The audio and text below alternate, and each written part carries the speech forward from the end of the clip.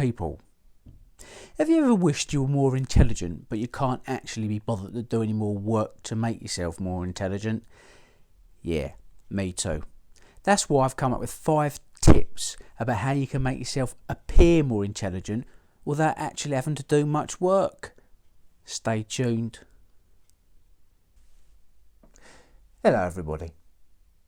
This second lockdown, it's been tough for everyone, myself included, as you can probably tell by the state of me. Anyway, it's given me some time to reflect on society in general, things that have happened. Now, one thing I've been reflecting on is social media. Last 5 or 10 years, it's become part of everybody's life. It's intrinsic to current society. It's inescapable. Case in point, what we're doing now, social media. But one element of social media which always makes me smile is this whole idea of authenticity, or searching for one's authentic self. Now personally, I think that's a load of old bollocks. Everyone puts on a front, whoever you are. I mean, Instagram, YouTube, Twitter, whatever. It all amplifies it somewhat, but we're all doing it, wherever we come from, whatever our backgrounds. Now personally, because I'm with an upwardly mobile British Nigerian woman who's very successful, I feel a certain pressure to keep up with the Joneses, as it were. Now, I'm not embarrassed to say it, yeah, we want to be successful in life and we have to move on, and I'm very proud of my working class roots, but to move on, to progress up the ladder of social mobility, I've had to pull a few fast ones, as it were, put on a bit of a front now and again. Now, one area that I always find, what should we say, people from a certain social strata will judge you on is your intelligence. Now, they're not judging you on your actual intelligence, they're judging you on what they perceive as intelligence. So, what I've done is, and what I continue to do is find ways of appearing more intelligent without actually being more intelligent. Because let's be honest, that's hard work, and seeing as I'm a busy house husband, then it don't leave me much time to read up on fucking Aristotle and the likes, do you know what I mean? Anyway, I've got a few pointers for you, let's call them tips or hacks, as you say nowadays, about how to appear more intelligent without actually being more intelligent. So, without further ado, here we go. Tip number 1, join a library. Now, everybody knows that people who read books are more intelligent than people who don't, or at least that's the perception, right? And that's what we want, just the perception that we're more intelligent than we actually are. So by joining a library, you can just drop this into conversations with these middle class types you want to impress or ingratiate yourself with, and they will snap it up. But not only that, the act of joining a library is seen as, I don't know, virtue signalling perhaps, or that's how I perceive it, because you're seen as being someone who's social towards the common good, you know what I mean? Somebody who will rather join a library, get the books out and share that book, take it back, maybe 10, 20, 30, 40, 50 other people will read it in the months or years down the line and share in that knowledge, that community knowledge, and that good for society. And you're not just a mindless consumer who buys books for the sake of it, adding to your carbon footprint, you know, all the trees, all the paper that's produced, all the small little animals that get killed needlessly, all the CO2 that gets released in the oxygen because you'd rather read a book than go down to your library. Not good. You don't want to be perceived as the type of person who only buys books when they're at WH Smith at the airport on the way to Magaluf to read by the pool in between courses of your all-inclusive. Nah, not what we want. And the social aspect is something else you might want to consider as well. These libraries, they are places of learning, but also community and social events, and a lot of talks going at these places as well, quite good ones, especially the bigger libraries. Things like a talk on critical race theory, or modern feminism from the male psyche, that type of stuff. I mean, don't go to any of these talks by any means, but maybe Google the bullet points or look at a bit of research on the library websites about what actually happened at them, and then you can sort of little drop in theories about it, perhaps archetypes, bullet points, names and stuff amongst your social circle, and trust me, they will lap it up. It's like putting bait on a hook, on a line, and chucking it into a little pool full of middle-class fishies. They can't wait to swim to the surface and take a big bite, which means they'll talk about it amongst themselves for about 20 minutes to half hour, and you can fuck off to the kitchen and have a beer at your dinner party. Tip number 2. Read big books. Now, if you actually decide to go to the library to read some books or get some out, all well and good, fill your boots. But whilst you're there, make sure you're sitting in the company of a big book, just in case your posh mates Tarquin and Amelia happen to walk past. Now, there's a small chance of that, admittedly, based on your location and the library you tend to frequent. You know, if you're knocking about Edmonton or Lewisham Library, depending if you're North and South London, you're unlikely to see Tarquin and that knocking about there, but it may happen. So, as a precaution, make sure you've got a big book such as this. Nice big title, Philosophy, How Philosophy Works. Now, philosophy is a good one for posh people. They love all that shit. All that cake was great. So, imagine the scenario. You're sitting there, enjoying yourself, and you see Tarquin and Amelia walking past. Get your book up like that. Oh, guys, how you doing? Yeah, just reading a bit of philosophy. Yeah, it's good. At the moment, I'm talking about continental philosophy. The phrase continental philosophy was first used in the 19th century by British philosophers. Yeah, see you later, guys. Bye.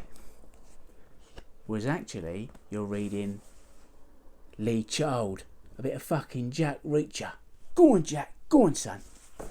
Now, I don't recommend that you take big books home with you. Go for smaller ones. First of all, they're a pain in the arse to log about. And secondly, you want to get specific when you take books out. Now, get some written by the actual philosophers themselves, something by Nietzsche, Sartre, etc. Not that you're going to read them, of course you ain't, but they're a good talking piece should you have a dinner party with Tarquin and his mates at some point. You can lay one about the house casually, a bit of Sartre there, a bit of Nietzsche there, you know, maybe in the toilet in the bog when they're having a dump. Makes you come across as a bit more cultured than you actually are. Tip number 3. Learn some quotes. Now, quotes are an easy, effortless way to give the impression that you are more intelligent than you actually are without having to do much work or research. You can just go and Google nowadays, and there are streams and streams of quotes from various different areas, which saves you having to go back to the original source of material and reading it out just to pick out some quotes. Good areas to explore for choice quotes are philosophy. Greek philosophy is great. Stoicism and Stoics, the Greek philosophers.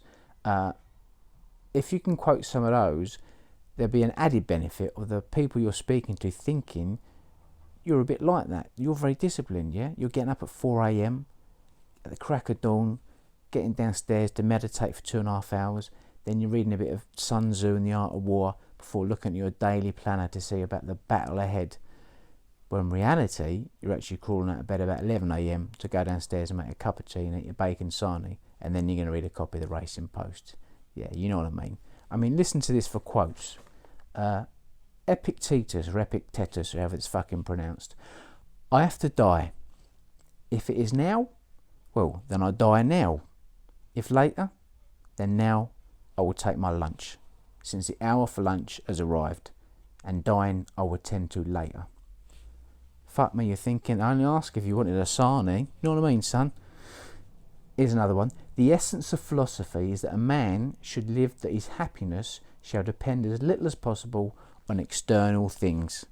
Yeah, said like a man who's never watched a Netflix binge whilst eating a deep pan pizza. Yeah. Anyway, he's quite good.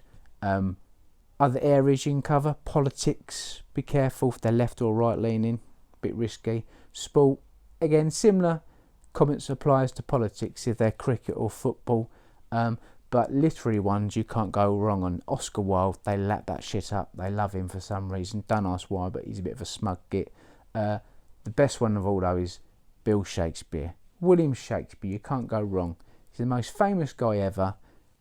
Reams and reams of material. And the good thing is, if you cock up a quote and get it wrong, they'll never say anything because no one fucking understands him anyway. Tip number 4. Wear glasses and possibly grow a beard. Now the glasses thing, it ain't even up for debate anymore. Everybody knows that most people will perceive people who wear glasses as being slightly more intelligent or intellectual than people who don't. But you've got to be careful on the types of bins that you wear. If you get either the frame wrong, the thickness of lens or the style that's not suitable for your boat, you can quickly go from upwardly mobile intellectual to dopey cunt in double quick time. So watch out for that one. Now on the case of the beard, I ain't too sure about this one and it may not stand the test of time. Perhaps it's more of a compensation for the lack of thatch on top. Who knows? But as they say, what the good Lord giveth, he taketh away. And in my case, redistribute to my boat, nostrils and ear rolls. Thanks for that, God. Tip number 5. Dinner parties.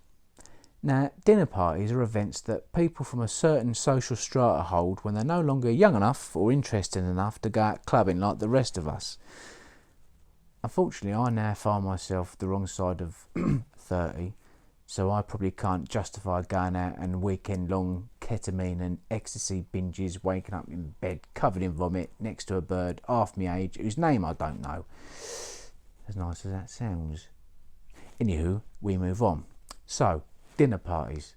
Now, me and Chin, due to our current setup, we can't really hold many dinner parties at our gaff. It don't really work on local authority properties, but you can do it. It could be considered postmodern, I suppose, if you fucking did it up right. But anyway, we've not gone there yet. So we end up going to a lot of these places. Now, dinner parties, from what I can gather, seem to be a lot of people milling about, drinking, eating very small food, almost tiny, not enjoying themselves very much. I don't really get it, but they seem to appreciate you going there and they think more highly of you if you do. Now, if you want to take it that step further, start some convos up with them, but be careful for some weird fucking topics. Some guy the other day, for instance, he was telling me about his cooking, and he said that he cooked up a squid ink risotto at one of the house parties that he'd done. I was thinking, fuck me, the only seafood I've served up at my gaff is a tuna and prawn pizza we got from Pizza Hut, and that's only because my mate Dave's a pescatarian. And this other geezer, for instance, we got talking about art, right? Now, I don't know a lot about art, but they like to talk a lot, these people, so you just start them off and they finish the sentence. He was trying to persuade me that modern art was good, right? And I was saying, well, I prefer more traditional art. And he was saying, no, mate, have a look at this. Got his phone out. And he showed me this picture of modern art. I kid you not. It was a picture of a black bin liner on a table with a packet of fags covered in shit. Now, he said this represented capitalism and its insidious effect on the human spirit, or worse to that effect. And I'm thinking, nah, bruv, it just looks like a bin liner covered in shit with a packet of fags to me. But hey, modern art, what do I know, eh? So, there we are. 5 tips on how to appear more intelligent without actually being more intelligent, or at least without having to put a lot of effort into being more intelligent. I trust they were of use, and I'll see you soon.